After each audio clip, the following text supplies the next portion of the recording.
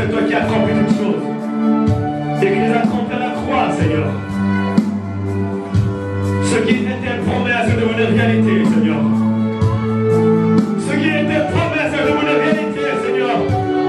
Tu as quitté le trône de gloire, le Père, le Saint du Père. Et tu es descendu, Seigneur. Et tu as accompli l'œuvre de la croix de Golgotha. Tu as fini, tu as terminé. Tu as dit, Père, tout est accompli. Alléluia.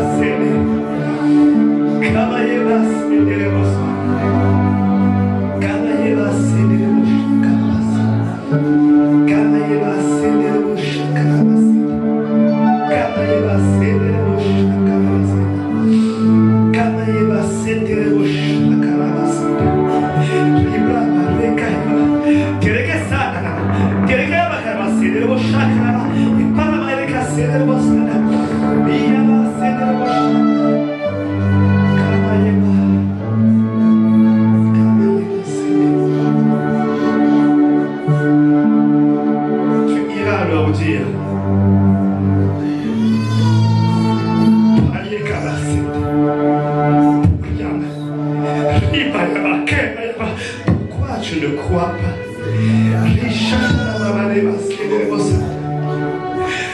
Pourquoi tu ne crois pas?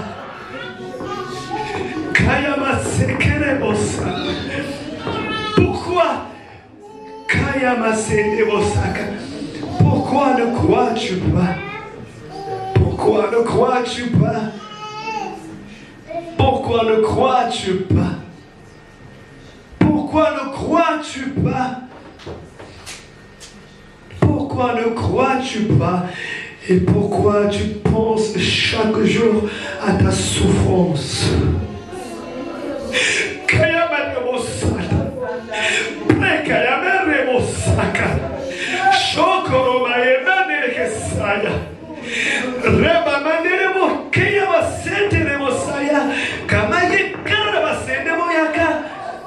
Ne crois-tu pas, ne penses-tu pas que je peux te guérir? Ne penses-tu pas ou ne crois-tu pas que je peux te guérir ou que je peux guérir?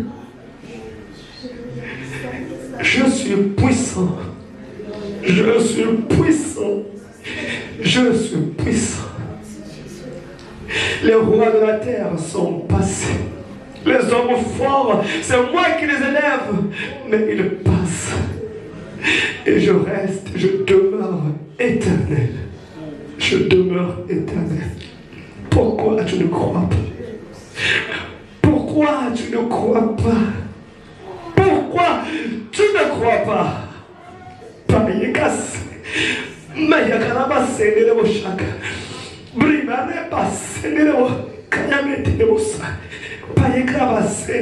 Écoute. Écoute maintenant. Écoute maintenant. Quand je ferai pleuvoir cette pluie, tu en verras. Et tu verras que je suis Dieu. Et tu verras que je suis Dieu. Et tu verras que je suis Dieu. Maintenant crois.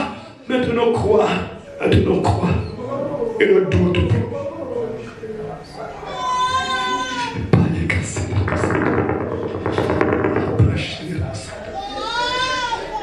Maintenant crois et ne doute plus. Crois.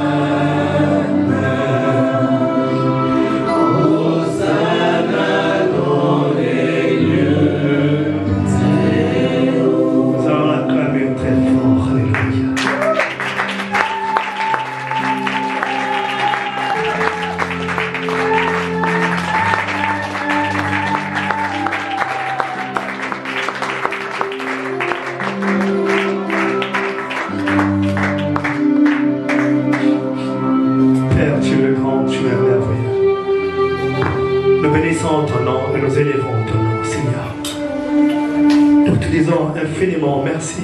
Tu as dit qu'est-ce que le Fils de l'homme pour que je prenne garde à lui. Que soit mon nom pour que tu prennes garde à nous, Seigneur. Ou qui soit mon nom pour que tu nous parles. Ou qui soit mon nom pour que tu accomplis des choses, des merveilles, Seigneur. Mais tout cela se résume dans ta grâce, oh Dieu. Il est écrit que Moïse est venu avec la loi, mais Jésus est venu avec la vérité et la grâce. Amen. Alléluia.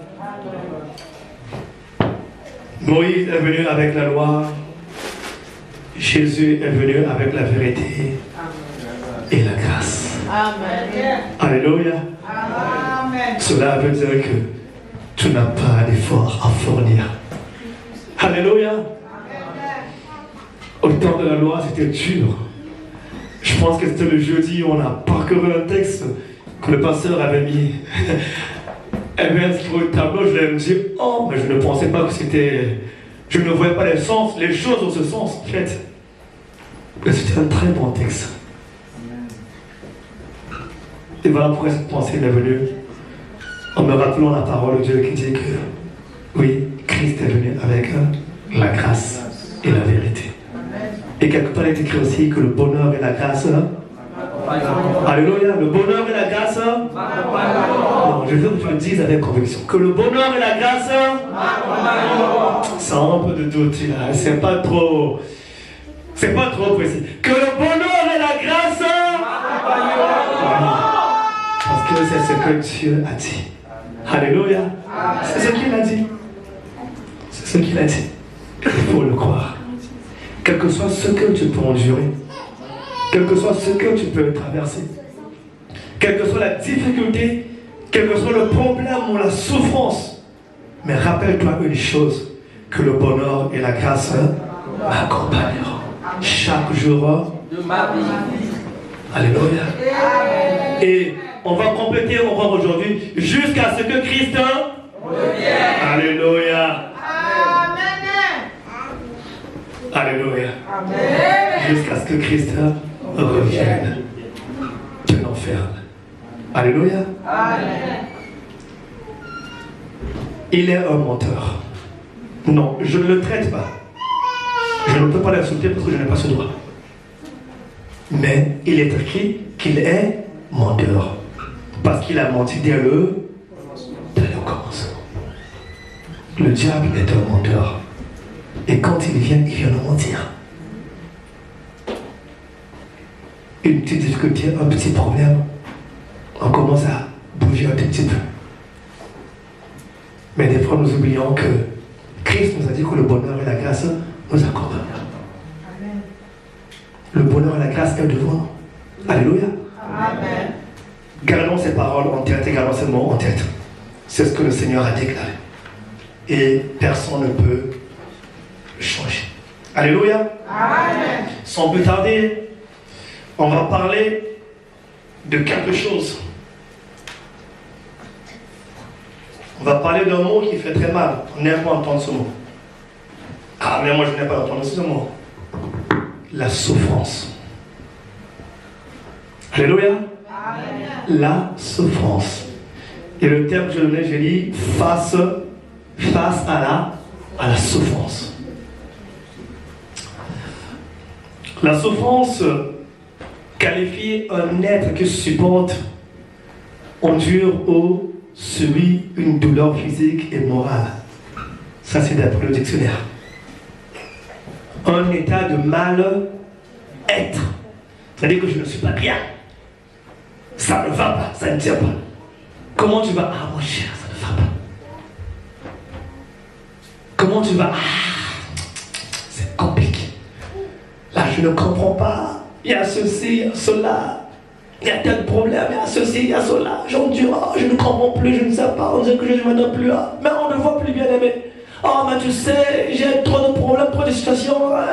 On n'est plus à l'église. On commence à aller à gauche et à droite. Pourquoi? Parce qu'il y a un mot qui est venu s'incruster dans ta vie. Le mot souffrance.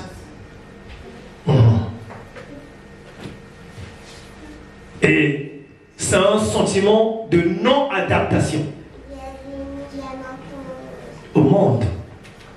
Un sentiment d'étrangeté aux êtres et aux choses. Un sentiment d'indifférence douloureuse. Ce n'est pas un sentiment dont on peut s'adapter. Alléluia. C'est un sentiment de non-adaptation. Donc on ne peut pas adapter, on ne peut pas s'adapter à la souffrance. C'est pas possible de croiser la souffrance, c'est compliqué. Alléluia. Amen. Vous pouvez essayer. Vous allez voir que c'est compliqué. Qui veut essayer? Non. On n'a pas la souffrance. Qui veut essayer? Non, ne sais pas. Ah, c'est compliqué. Bon. Ok. Donc, c'est un sentiment de non-adaptation. On ne peut pas s'adapter à la souffrance. C'est pas possible. Lorsque la souffrance se présente, tout le corps bouge. Le cœur bouge. Le cerveau bouge. Les pieds bougent. Les oreilles bougent.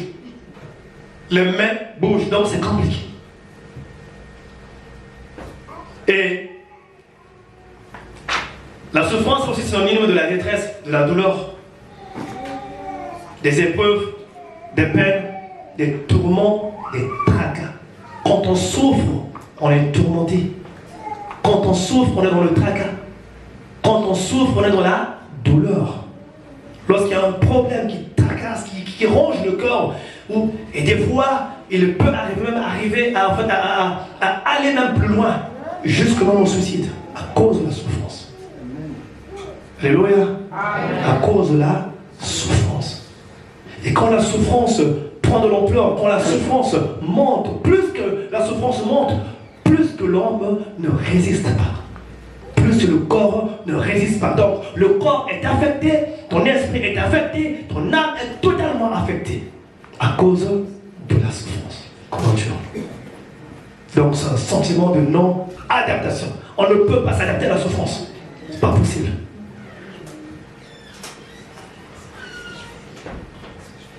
Je disais tantôt que la souffrance est une douleur physique ou morale. Elle est dans deux sens. Sur le plan physique, on peut vivre une souffrance avec le corps, et on veut vivre une souffrance sur le plan moral, sur le plan psychique. La pensée. Une pensée qui souffre et une pensée qui ne peut plus réfléchir même. Parce que lorsque la souffrance prend de la place, on est parfois incapable de réfléchir.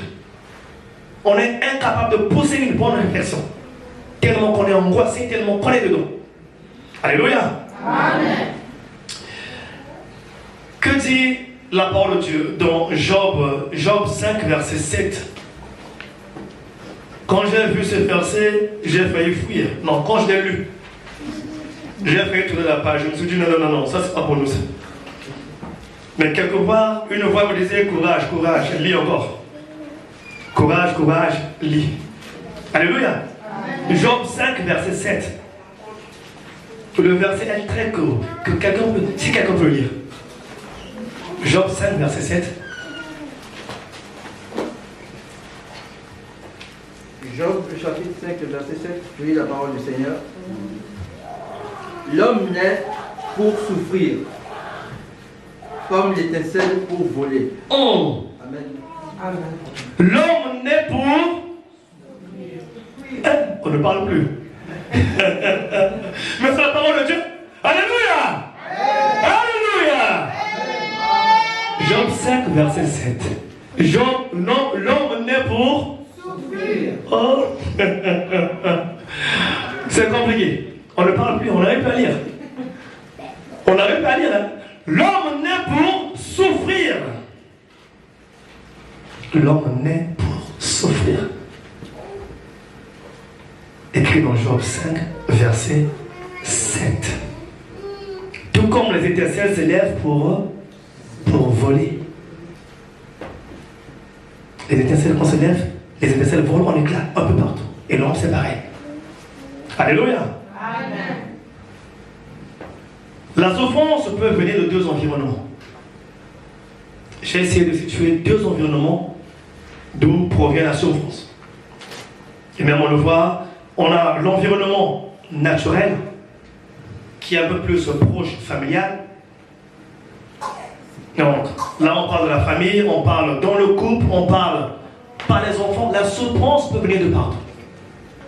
De par une famille, de par un couple, ou au niveau des enfants, où on peut avoir de la peine, on peut souffrir au fond du cœur, on peut vivre une douleur à cause des enfants, on peut vivre une douleur à cause de la femme, on peut vivre une douleur à cause du mari, on peut vivre une douleur à cause de la famille, on peut vivre une douleur à cause de tous ceux qui sont proches. Alléluia. Amen. Et cela, on peut lire dans Genèse 4, verset 1, qui nous parle d'Adam. Adam avait souffert quand même. Il avait eu un cœur pincé. Adam et Ève ont eu quand même un cœur pincé. Quelque chose de merveilleux va se passer, mais bien après, ils vont perdre cette chose-là. Ils ont dû endurer cette partie. Dans Genèse 4, verset 1, il est écrit: Adam connut Ève, sa femme, elle le conçut et enfanta Caïn. Et elle dit: j'ai formé un homme avec l'aide de l'Éternel. Alléluia. Adam était content en disant que j'ai formé un homme avec l'aide de l'Éternel. Mais ce qui s'est passé après, dans le champ, Abel fut tué par son frère Caïn. Et quand Abel est mis au monde Caïn et Abel, et bien après ce qui s'est passé par après, que Caïn tuait son frère. Et je pense que ce n'est pas un sentiment qui serait heureux et qu'on pouvait recevoir avec joie. Et Adam et Ève avaient souffert en perdant leur fils Abel. C'est une marque de souffrance qui est venue dans un environnement familial. Et on a notre second environnement qui est l'environnement construit. L'environnement construit, on va parler de la société. D'où nous sommes, d'où nous parcourons, nous vivons. On peut parler du monde du travail, les amis, tout ce qu'on peut avoir, tout ce qui nous environne en fait. Tout ce qui nous environne, qui sont extérieurs à la famille.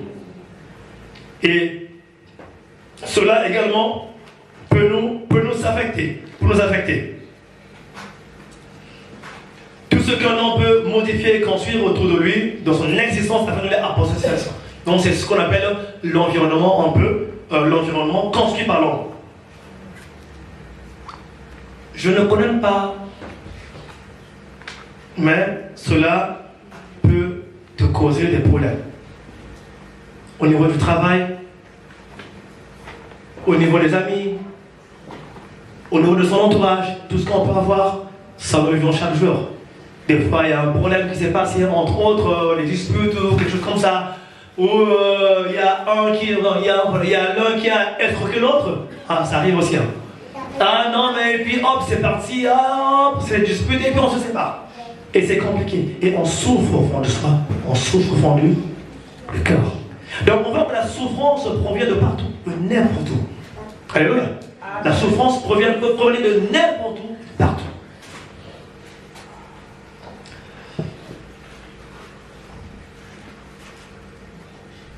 Alors, ces deux environnements peuvent participer au bien. Dans ce qu'on a retenu, les deux environnements peuvent participer au bien, ou comme à tort, au bien ou à tort, dans une vie causée par une souffrance.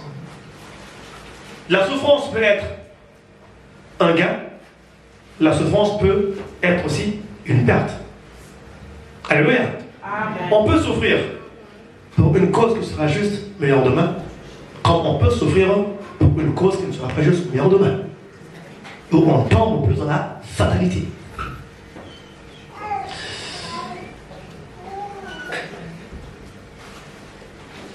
Très difficile d'être à l'abri. Dans la souffrance, personne ne peut être à l'abri. Personne ne peut dire que moi je ne souffre pas. Personne ne peut dire que moi je ne peux pas souffrir. Personne ne peut dire que moi je ne peux pas traverser une souffrance. Parce qu'on n'est pas à l'abri de la souffrance. C'est un sentiment que l'on peut vivre n'importe quand, n'importe comment et dans différentes façons. Mais quand cela arrive, qu'est-ce qui se passe? On perd patience. Lorsque la souffrance va arriver, on va perdre patience. Pourquoi on perd la patience? On perd la patience parce qu'on ne peut pas supporter simplement. Pourquoi on perd la patience? Parce que le corps est touché. Soit le corps est touché, ou son être entier, son être psychique, donc mental, est touché et affecté. Et bien du coup, la patience, on la perd et on va reculer et faire beaucoup d'autres choses. Des fois, il peut aussi arriver dans la souffrance qu'on cause aussi beaucoup de dégâts. Alléluia. Amen. On peut causer beaucoup de dégâts dans la souffrance. On a vu des gens qui, tellement dans la souffrance prenant la place, qu'est-ce qu'ils ont fait? Sont allés prendre les armes pour aller faire des génocides ou créer plein de choses en fait. Tout cela, pourquoi? À cause de la souffrance. Mais des fois, elle n'est pas physique. On voit que la personne est bien contente. La personne marche, tout va bien, marche très bien. Mais on ne peut pas, des fois, voir au fond de la personne comment la personne souffre.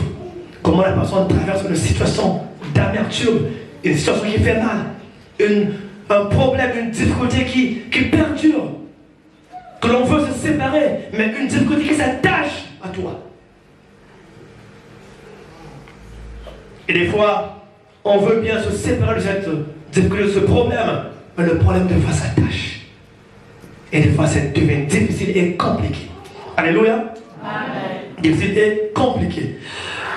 Job 8, verset 9, dit une chose que j'ai retenue.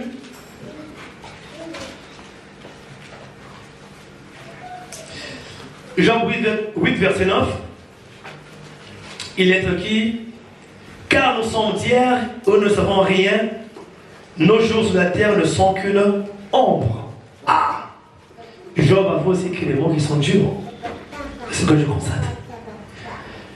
Job avait écrit des mots qui sont durs, inspirés par l'Esprit de Dieu.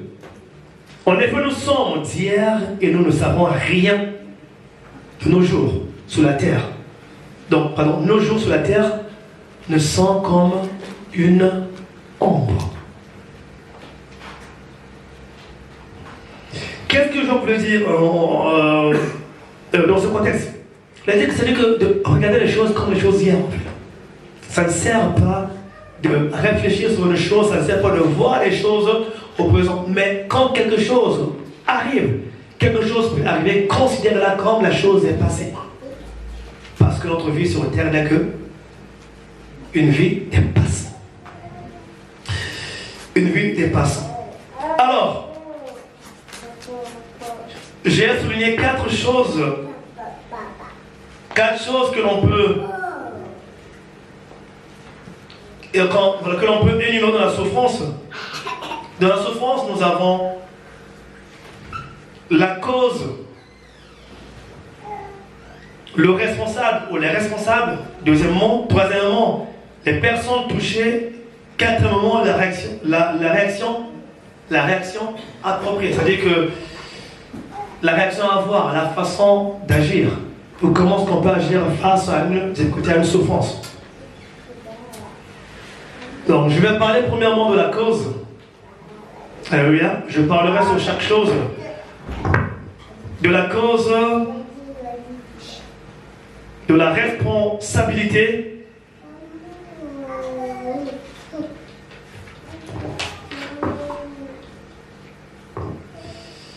de la personne touchée, de la réaction appropriée. Premièrement, quand on prend la cause, la première cause, mon péché. Alléluia. Amen. La première cause, mon péché. Et quelqu'un peut chercher 1 Roi, chapitre 16, verset 23.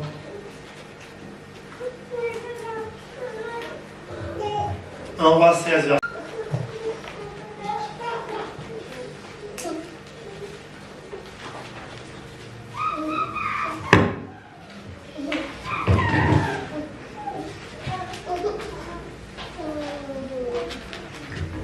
C'est sur le règne d'Omri. C'est le règne d'Omri.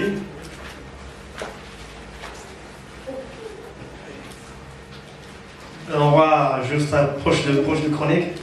Donc 1 Roi 16, verset 23. 1 Roi 16, verset 23. Du nom du Seigneur. La 31e année d'Asa, roi de Juda, Omri régna sur Israël. Il régna 12 ans, après avoir régné 6 ans à Tissa. Amen. Amen. Amen. Amen.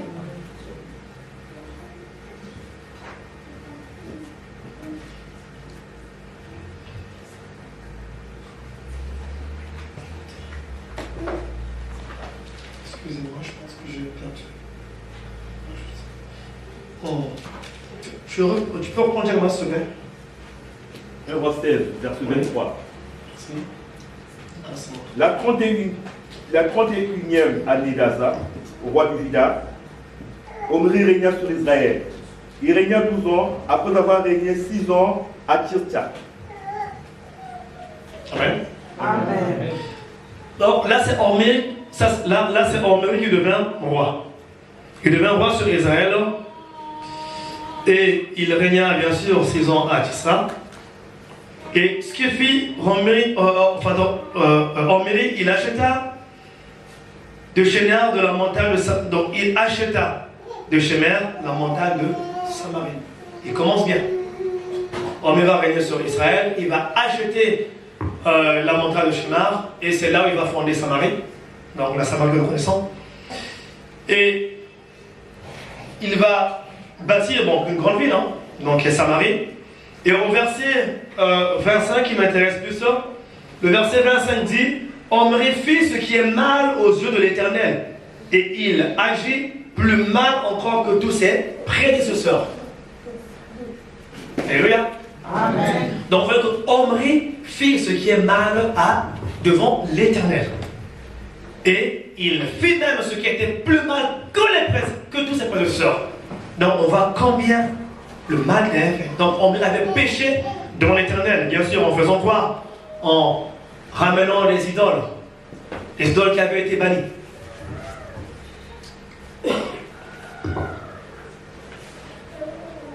Et là, c'est le péché de foi qui est plus personnel. Donc, une personne va pécher, mais des fois, dans cette personne qui va pécher, cela peut aussi causer d'autres ennuis. Il peut aussi entraîner d'autres personnes. Donc, j'ai dit, premièrement, la cause. Donc, la cause, dans la cause, on avait mon péché, premièrement, et dans la responsabilité, qui est responsable? C'est moi-même. Mon péché, je pêche. Qui est responsable? C'est moi qui suis responsable. Donc, Omri, quand il a péché, qui était responsable? C'est Omri qui avait péché. Et troisièmement, la personne touchée. Omri était touché, mais les enfants d'Israël étaient également touchés. Donc, c'est pourtant dire que l'on peut pécher aujourd'hui, non pas seulement que toi seul tu es touché, mais les autres également peuvent être affectés. Donc, on peut pécher et en faisant aussi pécher les autres. Et ce que la parole de Dieu nous conseille dans ceci, je l'ai énuméré donc au numéro 4, donc la réaction appropriée. Quelle est la réaction que nous devons avoir face à cette première cause? La réaction qu'un chrétien doit avoir face à cette première cause, c'est le changement d'attitude et le retour vers Dieu. Alléluia. Amen. Donc, lorsqu'on a péché soi-même et qu'on a fait pécher les autres, la première réaction à avoir, c'est un changement d'attitude et retour vers le Seigneur. Amen. Amen. Amen. Lorsque le cœur reconnaît son état, on se répand et on revient au Seigneur. Amen. Deuxièmement,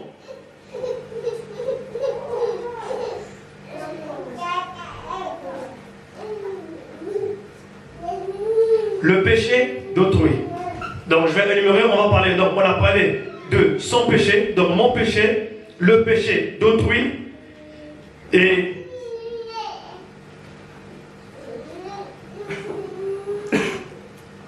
le péché d'autrui. Qu'est-ce qui se passe? On le voit dans Josué 7, verset. On va prendre le verset, on va pas tout lire. Donc Josué 7, verset 1 à 17. Mais on va prendre le verset 1, le verset 11 et 17. Le péché d'autrui. C'est-à-dire qu'un péché qui n'a pas. Donc ça, c'est les causes que l'on prend dans la souffrance. Dans la souffrance, on peut avoir la première cause où on pêche soi-même et on subit les conséquences. Mais au lieu de subir les conséquences, la réaction qu'on doit avoir, c'est de revenir vers le Seigneur. Et la deuxième cause de la souffrance, ça peut être le péché à autrui. C'est-à-dire qu'un péché que toi tu n'as pas fait, mais qu'un autre fait et dont tu es affecté. Ou dont nous sommes affectés. Et c'est aussi une grande cause de la souffrance. Parce qu'on a vu les enfants d'Israël, tout un peuple qui ont souffert à cause du péché d'une seule personne. Ils ont subi une défaite à cause du péché d'une seule personne. On lit dans Josué 7, verset 1. Josué 7, verset 1. Oui.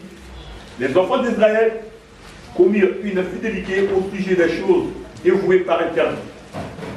Acon, fils de Carmi, fils de Zadi, fils de Zérach, et de la tribu de Juda, prit des choses dévouées, et la colère de l'Éternel s'enflamma contre les enfants d'Israël. Amen. Amen. Donc c'est Acon qui prit les choses dévouées par interdit. Dieu avait dit ne prenez rien. Mais lui, il s'est chargé, engagé de prendre des choses qui étaient interdites. Et qu'est-ce qui s'est passé? Tout le peuple a subi les conséquences. Lorsqu'ils sont allés à la bataille à Haï, ils ont été frappés et malmenés. Ils ont fui. Quand ils sont revenus, Josué se demandait, mais pourquoi Seigneur? Pourquoi la défaite? Mais il y avait une défaite parce que simplement, il y avait quelqu'un qui avait péché au milieu de la bande, de tout le monde. Et l'Éternel les a tourné le dos dans le combat. Et ils ont échoué brillamment, ils ont été frappés brillamment. Pourquoi? À cause d'une seule personne. Et vous pouvez lire plus tard, le verset 11 et 7, même continuer. On va voir qu'après, au verset, on va quand même lire le verset 17, dit, il fit approcher la famille de Juda et la famille de Zéra fut désignée. Il fit approcher la famille de Zéra par maison et Zabdi fut désigné. Verset 18 dit, il fit approcher la maison de Zabdi par homme et Achan, fils de Carmi, fils de Zabdi, fils de Zéra de la tribu de Juda fut désigné. Donc on voit que Josué était, donc Dieu m'a montré, était allé chercher de la famille, non, de la tribu, de la famille, de la maison, jusqu'à arriver à Achan afin qu'il soit nommé. Parce qu'il avait péché. Et en péchant seul, il a affecté tout le monde. Donc nous pouvons être dans l'église, des fois, une personne peut pécher, mais on peut aussi entraîner plusieurs dans l'erreur. Alléluia. Amen. On peut aussi entraîner plusieurs dans l'erreur. Et des fois, toute l'église souffre. Ou même toute la maison. Un père a péché et tous les enfants, la femme et les enfants sont emportés dans le même problème. Ah, un père qui est, je sais pas, en couple, il y a un qui sort, qui va à l'extérieur, qui va trouver une deuxième femme, un deuxième bureau, mais les problèmes vont arriver dans la maison.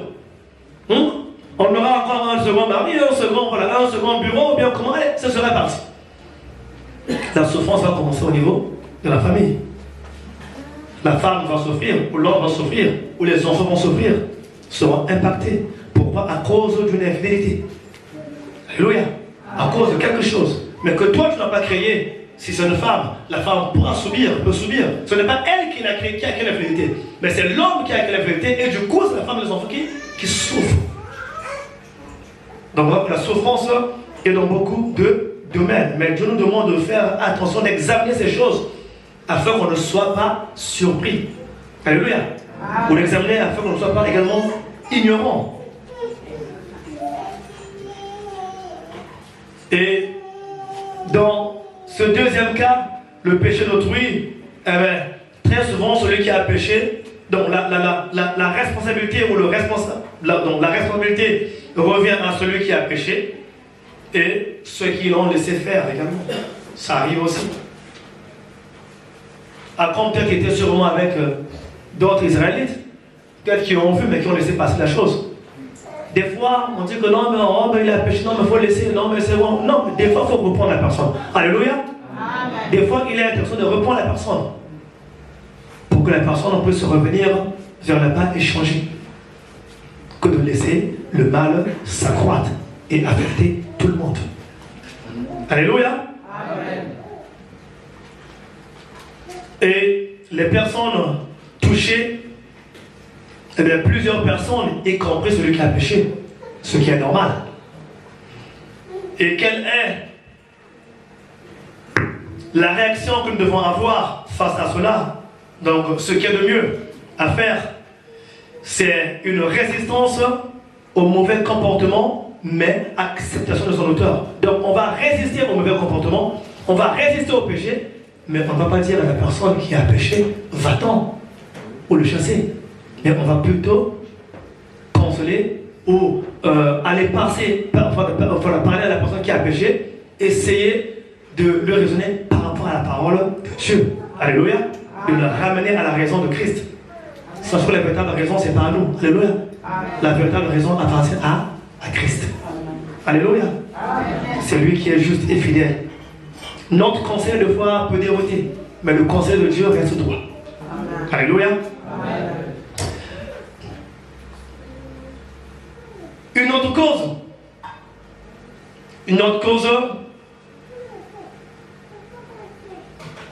c'est de... J'ai tout mélangé, non?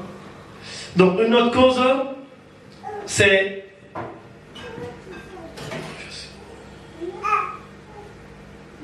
quelque chose, donc on peut, quelque chose de physique ou naturel, évitable. La souffrance peut venir de quelque chose de physique ou de naturel, que l'on peut éviter. On va voir les deux conditions. Il y a une condition que l'on peut éviter, une autre condition qu'on ne peut pas éviter. Il y a ces deux conditions qui arrivent. Donc on en a quatre. Il y a moi-même dans le péché, on a le péché d'autrui, on peut avoir quelque chose de physique évitable et quelque chose de physique inévitable. Dans ce qui est de physique évitable,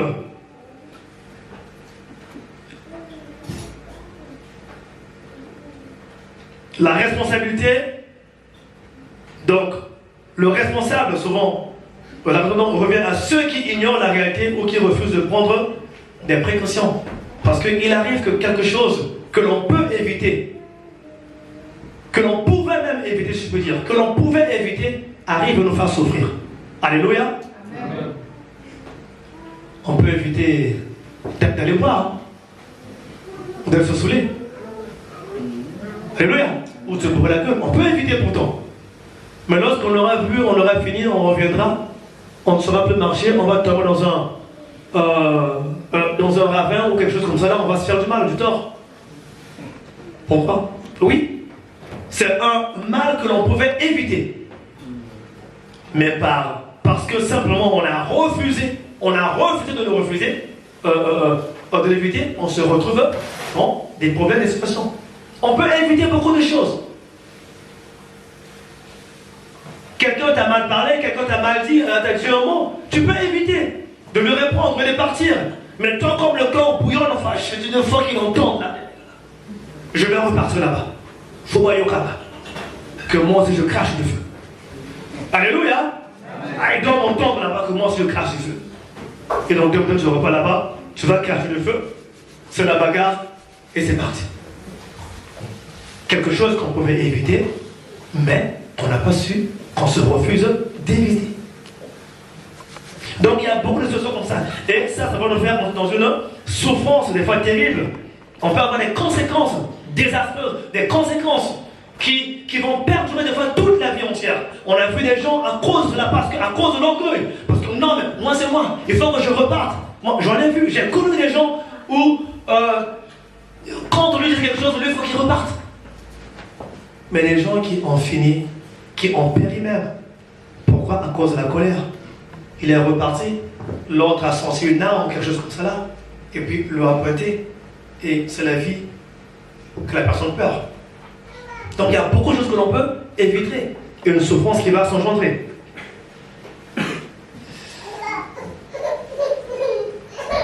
Voilà les personnes touchées. Alors là, le responsable, voilà, c'est ça. Donc la responsabilité en fait, c'est ignorer la réalité et refuser de prendre des précautions. On ne peut pas ignorer la réalité, mais on peut prendre des précautions.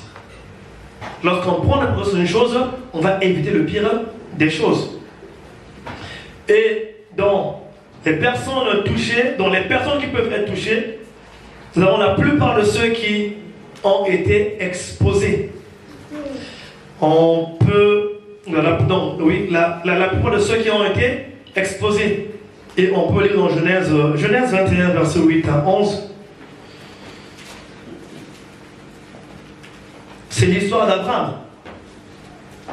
Bon, je pense que par rapport au temps, on pourra lire après, je vais expliquer. Donc, vous pouvez lire, je vais vous montrer. Donc, Genèse 21, le verset 8 à 11. Donc, c'est l'histoire d'Abraham. Qu'est-ce qui va se passer? Abraham et Sarah vont recevoir une promesse. Mais dans l'impatience, qu'est-ce qui va se faire? Agar va demander à son mari d'aller avec la servante, sa servante, qui était Agar. Et va naître, on sait que Ismaël va naître. Ismaël va naître. Amen. Mais il y aura un jour où Agar va mal regarder Sarah, va regarder Sarah avec des dents, et la guerre va commencer entre les deux femmes. La guerre va commencer entre les deux femmes. Et du coup, Sarah va demander à Agar, non, je veux que tu chasses cette servante et son fils. Et pourtant, au départ, Sarah disait non, mais que l'enfant de la servante, donc l'enfant de sa servante est son enfant. Donc, donner un enfant à Abraham. Mais le problème, on a résolu autre. Pourquoi? Parce que simplement, on n'a pas accepté ou on a refusé de voir la réalité en face. Si Sarah pouvait comprendre, pouvait raisonner et voir cette réalité, comprendre cette réalité, je pense qu'elle éviterait cela. Elle pouvait éviter ce problème. Et ça a été un grand drame. Un grand drame. Parce qu'à la fin, Sarah va demander à Abraham, son mari, de chasser l'enfant avec la servante. Mais Abraham, donc au verset 12, il est écrit que Abraham avait un corps pincé. Alléluia. Amen. C'est quand même un enfant qui l'a mis au monde. Mais Abraham avait un corps pincé pour chasser ce fils et la servante. Mais il a fait parce qu'il va le faire. Et quand il a fait, il a fait parce que Dieu lui a demandé, Dieu l'a consolé. Et heureusement que Dieu est toujours là, présent à côté. Alléluia. Pour le consoler. Et Dieu l'a consolé. Au verset 12, on dit non, mais vas-y, fais. Et heureusement que Dieu l'avait consolé. Donc nous voyons que des fois, il y a des choses que l'on peut, qui peuvent nous faire souffrir, que l'on peut éviter. Qui nous font souffrir, que l'on pouvait éviter. Mais parce qu'on est pressé, on manque de patience. Le chrétien aujourd'hui manque de patience. On veut courir à gauche et à droite, et quand les problèmes vont arriver, ah Seigneur, c'est des jeûnes qui vont commencer. Je pense que même ça rentrait jeûner même. Bon, c'est pas écrit, je ne vais pas ajouter. C'était dur. Elle devrait jeûner, elle devrait dire non, mais cette femme-là commence à m'embêter. Non, mais qu'est-ce qu'elle pense? Non, parce qu'elle m'a mis au monde un fils et puis qu'elle me prend la tête comme ça là. Mais c'est quoi ce problème? Abraham, non, il faut l'acheter maintenant. Il y avait sûrement des problèmes, des boucans. Ça veut dégénérer. Pour que Sarah puisse arriver à dire à son mari, chasse la servante que le fils. Et tout cela, c'est la souffrance. Alléluia. Et le dernier point que je voulais souligner, donc je dis quelque chose de physique ou de naturel inévitable. Donc, ce premier point qu'on a fait d'abord, c'était évitable, et là c'est inévitable. On peut aussi vivre une souffrance comme ça, naturelle, mais inévitable. On ne peut pas l'éviter. C'est le cas de Job. Alléluia. Amen. Il ne pouvait pas l'éviter. Parce que la souffrance n'était pas causée par lui, par son péché. Elle n'était pas causée parce qu'il y avait quelqu'un qui était à côté, donc à autrui. Elle n'était pas causée par quelque chose qui était évitable, naturel, mais quelque chose de physique ou de naturel, inévitable. Et on peut lire dans Job 1, verset 6 à 12. Je pense que c'est pas le texte. Voilà, inévitable. Donc, non, pas Job. Hein. Oui, c'est là, ce verset. Donc, inévitable. Et là, ce point-là concerne souvent Dieu et Satan. Deux personnes. Nous avons Dieu, mais le diable qui rentre tout autour. Et le point de Job concernait Dieu et Satan. Parce que Satan, qu'est-ce qu'il faisait? On va le lire peut-être. Job 1, verset 6 à 12.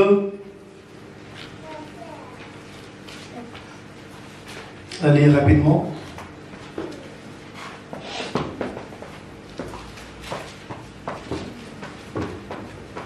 Alors, Job 1, verset 6 à 12. Il dit, un jour les fils de Dieu vinrent se présenter devant l'Éternel. Et Satan vint aussi au milieu d'eux. Ça, c'est la partie que j'ai retenue. L'Éternel dit à Satan, d'où viens-tu? Satan répondit à l'Éternel, de parcourir la terre et de m'y promener. Hein? N'aimez pas les promenades. Alléluia. N'aimez pas les promenades. Alléluia. Amen. Les promenades, c'est des histoires. Oh, je vais souvent me promener là à côté. Bon, chérie, oui, bon, je reviens, je vais là à côté là, je vais voir un tel. Tu vas, tu revois sur des histoires. Alléluia. Sur la route, c'est les tentations. C'est beaucoup de choses. Madame qui dit, bon, bébé, bon, je reviens, non, hein? Cherchez pas des histoires. C'est pas bien. Hein? Même les jeunes, les enfants, c'est pareil. N'aimez pas les promenades. Oh non, je veux seulement voir un tel là-bas. Oh, tu veux voir un tel depuis quand? Reste là. N'aimez pas trop les promenades. Donc, Satan, lui, qu'est-ce qu'il faisait? Il parcourait la terre et se promenait. Son but précis. Il tournait, il errait. Comme le vent, mon bébé. Et il va se présenter, bien sûr, devant le conseil, donc là où était Dieu. Et ce qui va se passer je vais continuer à lire. L'Éternel dit à Satan, as-tu remarqué mon serviteur Job? Quand j'ai vu ça, ça m'a percé le cœur. J'ai dit, mais pourquoi Dieu avait demandé à Satan? Je me suis dit, mais Seigneur, pourquoi tu as demandé à Satan? Mais c'est comme si tu exposais Job. Pourquoi tu demandes à Satan? Et as-tu remarqué mon serviteur Job? Il n'y a personne comme lui sur la terre. C'est un homme intègre et droit. Satan, qu'est-ce qu'il dit? Parce que tu l'as béni. Parce qu'il est comblé, parce qu'il a tout ce qu'il faut. Il a une femme, il a des enfants, il a tout, il est comblé. Donc voilà pourquoi il ne peut rester droit à la tête, parce que tu l'as comblé. Il dit, enlève-lui tout ce qu'il a, je verrai. Il te maudira. Dieu va permettre à Satan, dit, mais sauf une chose ne touche pas à son âme. Donc nous voyons des fois, la souffrance peut venir d'une source naturelle dont on n'a pas causé soi-même en fait. Mais une source inévitable. Là, c'est Dieu qui agit lui-même. Et quelque chose pour lui-même. Dieu ne met pas. Alors, Dieu ne nous tentera jamais au-delà de nos capacités, notre force. Alléluia. Dieu ne peut jamais tenter au-delà de notre force. Si Dieu ne tente pas. Dieu ne peut pas nous mettre à l'épreuve au-delà de nos forces. C'est le diable qui tente. Excusez-moi. Dieu ne tente pas. Alléluia. C'est le diable qui tente. La tentation, c'est une ruse. Dieu ne peut pas utiliser une ruse. Dieu met à l'épreuve. Donc, Dieu ne peut pas te mettre à l'épreuve, te donner une épreuve que tu ne peux pas supporter. S'il t'en donne une, c'est que tu peux la supporter. Donc, si quelque chose t'arrive, ou si tu vis une vie perturbée, ou si tu vis quelque chose, c'est que cela, tu peux le supporter. Amen. Mais attention, sachant distinguer, sachant regarder, sachant chercher d'où vient le problème, ou d'où vient la souffrance que je parcours actuellement. Maintenant, mon problème vient d'où? Est-ce que c'est moi-même qui l'a causé? Est-ce que c'est l'autre qui me l'a causé? Est-ce que c'est un élément inévitable? Est-ce que quelque chose que je pouvais éviter? Ou quelque chose d'inévitable? Et cela te donnera à la fin comment réagir à cela. Mais Job, sa réaction c'était quoi? Il est resté attaché à Dieu. Ce que je pouvais dire simplement que, quel que soit ce que l'on peut avoir, ce que l'on peut endurer, ce que l'on peut traverser, la souffrance telle que, comment qu'elle soit, c'est de regarder à Dieu et de rester attaché à Christ. Amen. Alléluia. Il n'y a que lui qui est capable de nous affranchir. Il n'y a que lui qui est capable de nous délivrer. Amen. Il n'y a que lui qui est capable de briser même les chaînes qui perdurent depuis des années. Amen. Parce qu'il est Dieu. Amen. Alléluia. Amen. La souffrance ne peut pas être au-dessous de Dieu. Retenons une chose. Alléluia. Amen. La souffrance ne peut pas être au-dessus de Dieu. Une difficulté ne peut pas être au-dessus de Christ.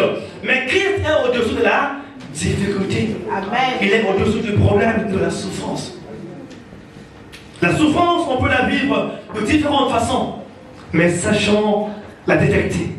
Et sachant comprendre la cause de cela. Amen. Afin qu'on ne puisse pas courir à gauche, à droite, mais qu'on puisse regarder comment on peut faire. Alléluia. Et c'est la démon le disant, voilà pourquoi nous devons avoir l'Esprit de Dieu, le Saint-Esprit de Dieu, qui doit nous renouveler, qui doit renouveler notre compréhension, afin que nous puissions maintenir un cap dans la volonté du Seigneur. Amen. Que Dieu nous bénisse de nos forces.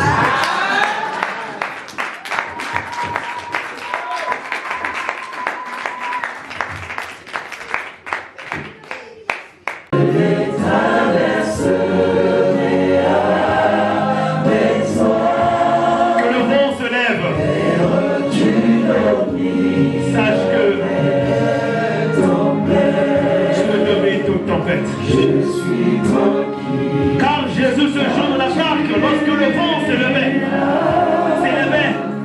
il s'est levé, il a dit, tais-toi tempête. Et la tempête est arrêtée. Même si les océans se déchaînent, chante la même conviction, bien-aimé.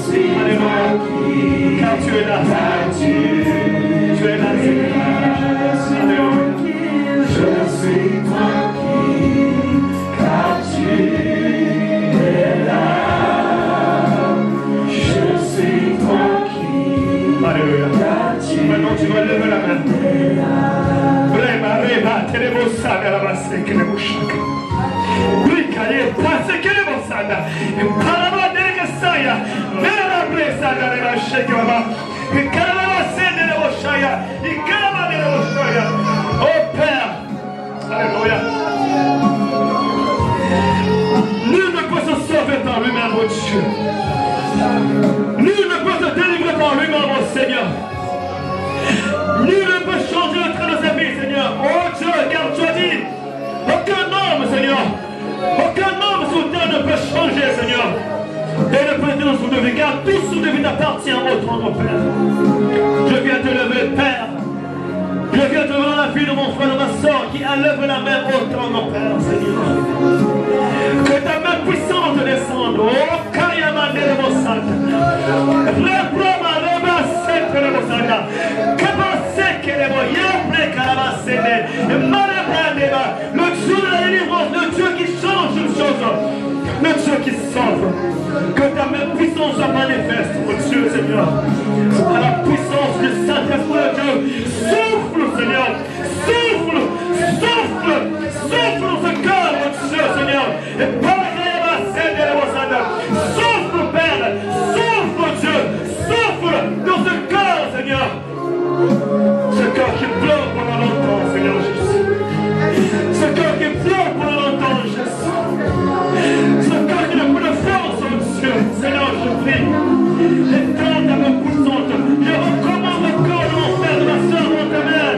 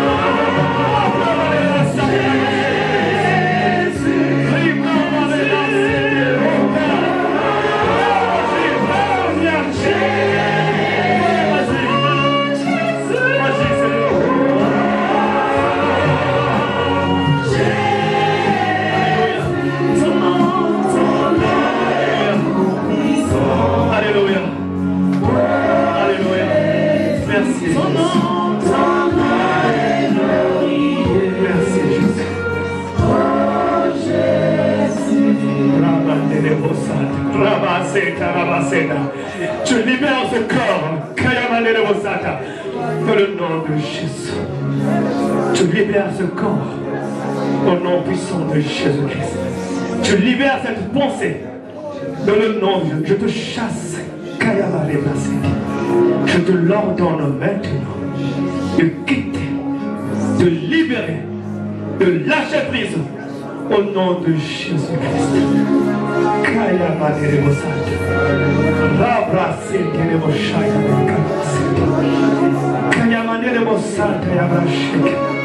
Le Dieu qui guérit, Seigneur. Le Dieu qui guérit les cœurs, Seigneur. Il est écrit au Père que tu es capable de bâtir sur les anciennes ruines, oh Dieu. Viens rebâtir sur les ruines, oh Père. Viens rebâtir sur la fondation qui a été brisée, Père. Rebâtir un nouveau mur, oh Dieu. Élève un nouveau mur, oh Jésus. Élève un nouveau mur, oh Seigneur. Par la puissance de ton esprit, Seigneur Jésus. Cher Saint-Esprit de Dieu. Cher Saint-Esprit de Dieu. Cher Saint-Esprit de Dieu. Marebla de Mosada, la Bacheke de Mosada. Ribra, Marebla de Mosada, Yabaseke. Et Karabasete de Moshaya. Ribra, Marebla, la Bakema, Yabasete. Ribra, Mareba de Mosaya, la Bacheke. Iba, Mareba, Sete de Mosada, Yaba. Koria, Masete de Moshaka, la Baeka. Karababa de Mosada, la Bacheke. Ribra, Mareba de Kasaya, Mareka, Seya, Brasheka. Onda la Maya, Mareba, Sada, la Bacheka. O Karabasete. Et par la Basete de Mosada. Cher Saint-Esprit de Dieu, Seigneur. Restaure, mon Père, restaure, Jésus. Restaure, mon Dieu, restaure ce corps, restaure, Seigneur. Viens restaurer, Seigneur. Viens restaurer, Seigneur, car c'est toi qui.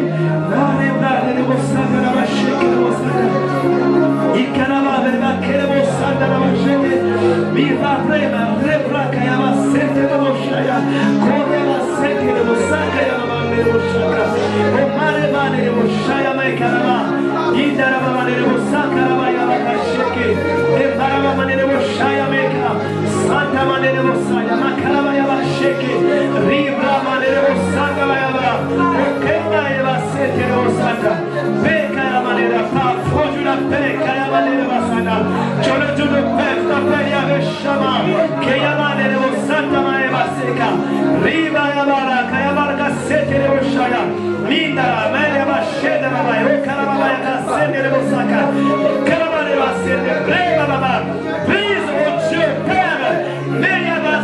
Père le chasse, oh Dieu, Père tout ce qui la réclame, oh Dieu, Mika la manera basana, Okama Macheke, dans le nom de Jésus-Christ, oh Dieu, Mia Brechata, la Baba, les Gassé de Mosana, dans le nom de Jésus-Christ, oh Dieu, reste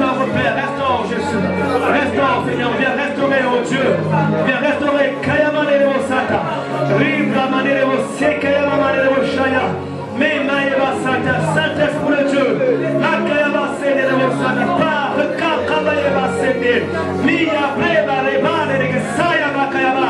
Opayaba setere oshaya. Medanaba sekere bosana.